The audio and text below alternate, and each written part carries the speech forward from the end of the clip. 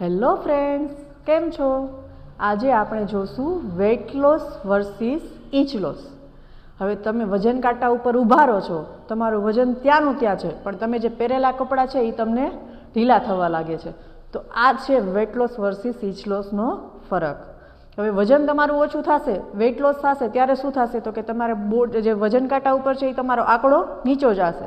એ સિવાય તમારી બોડીની અંદરનું છે પાણી છે, મસલ્સ છે અને ફેટ છે, આ બધું ઘટવાની શક્યતા રહે છે.